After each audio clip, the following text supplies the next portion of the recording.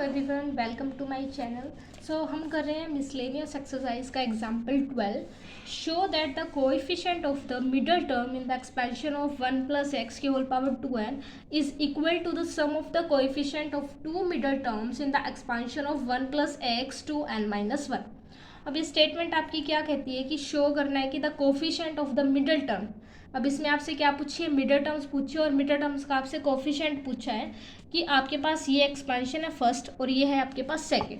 अब इस सेकंड की जो मिडल टर्म्स होगी ना, कोई दो मिडल टर्म्स आएंगी और उनका जो कोएफिशिएंट होगा ना, सपोज करो इसके दो कोएफिशिएंट आई हैं 2 और 4 कोएफिशिएंट, इसका बोल रखा है सम यानी कि दोनों को ऐड करेंगे तो वो किसके इक्वल आएगा, वो आएगा इस एक्सपेंशन की जो मिडल टर्म्स होगी उसके कोएफिशिएंट के इक्वल। यानी कि यहाँ पे जो इसका कोएफिशिएंट होगा सपोज करो 6 ही आएगा, तो इन दोनों का जो सम होगा वो आपके इसके इक्वल आना चाहिए। ऐसा आपने क्या करना है, शो करना है।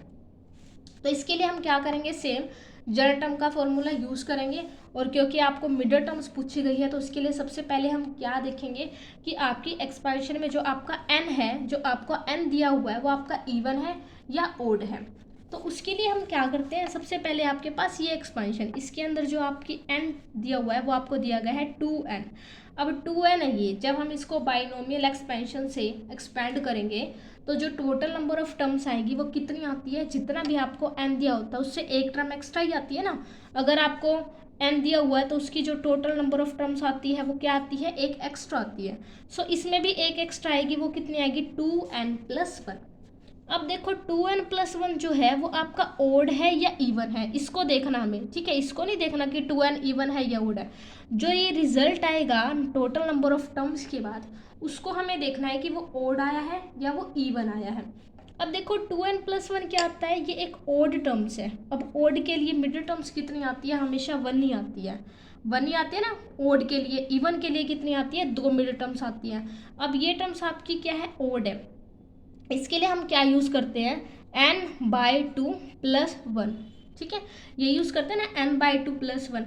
अब n/2 यानी कि 2n, ये देखेंगे अब 2n, देन क्या हो जाएगा 2n/2 प्लस 1। यहाँ से आपका क्या आ जाएगा n प्लस 1, ये आपका क्या होगा n प्लस 1, ये हो जाएगा आपका r यानी कि n प्लस 1 टर्म, ठीक है।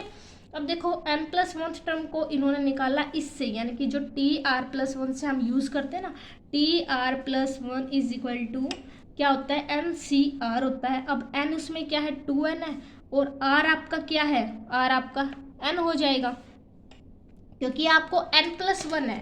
r को हमेशा एक टर्म पीछे लेते हैं ना, अब n प्लस 1 से एक टर्म अगर हम कम लेंगे तो वो क्या होएगा, n ही होगा।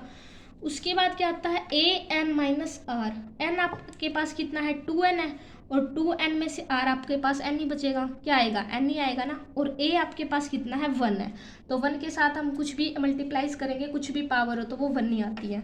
और b की पावर कितनी r, b आपके पास क्या है x है, तो जब हम x को रखेंगे यहाँ पे n आ जाएगा और 1 की पावर कुछ भी हो तो 1 आ जाएगा और यहाँ से आ जाएगा NCN, यानी कि टोटल जो टर्म होगी वो आपकी ये आएगी यहाँ से। और क्या चाहिए आपको, कोफिशिएंट चाहिए ना, देन xn का कोफिशिएंट क्या हो जाएगा, जो उसके मल्टीपल्स में जो आपकी टर्म होगी वही उसका कोफिशिएंट होता है। तो xn का जो कोफिशिएंट होगा वो सिर्फ होगा NCN, सॉरी 2NCN, क्योंकि n आपके पास कितना है 2n है, तो ये आ जाएगा इसका कोफिशिएंट। सो यहाँ से जो कोफिशिएंट आया xn का वो क्या है आपके पास 2NCN।